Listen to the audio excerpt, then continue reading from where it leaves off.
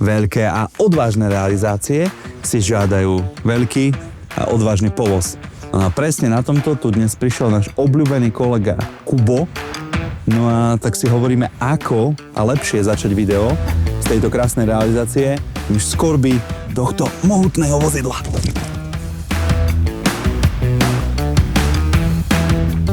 Ako môžete vidieť, náš kolega Jakub, on má rád multitasking, on dokáže montovať, telefonovať, radiť kolegom, edukovať kolegov a aj zabávať kolegov.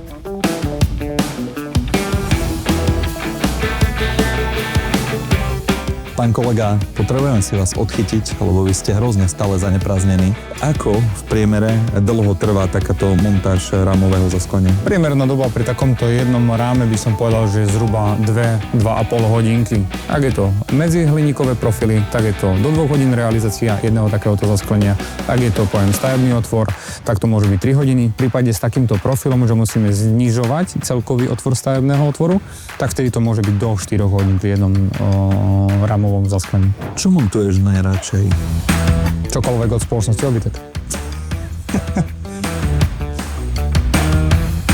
Dnes to ide chalanom naozaj od ruky, no a dôvod je absolútne jednoduchý. Nie sú to totižto iba dvaja, ale majú tu bohaté posily vo forme mňa, kolegu, Drží Jakuba, že by nespadol. no a ďalšieho kolegu. Tajne sme odišli z miesta realizácie, kolegom sme nič nepovedali. Ideme ich prekvapiť, lebo počasie vonku je dnes také, že ďalší z prvých letných teplých dní.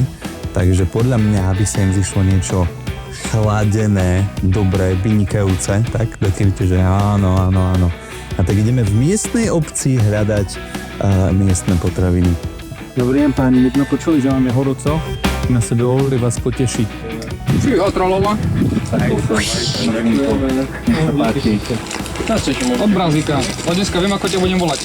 Mrázik. Budeme si názornú ukážku. Tam, kde sa to nemá chytať a nie je madlo, by ste zostali vymknutí. Jakub nám ukazoval, ako sa to nemá robiť, aby sme sa náhodou nevymkli pri montáži. Vymkol sa a išiel hľadať pána domáceho. Priebeh si myslím, že máme celkom fajn, máme to perfektne zamerané. Prišli sme na nejaké premeny, ktoré sme museli prispôsobiť a teda toto povieme riešime akože denne a to je prispôsobenie na fasáde. Viac menej žiadna fasáda nie je veľmi v absolútne presnej rovine, tak by som to povedal.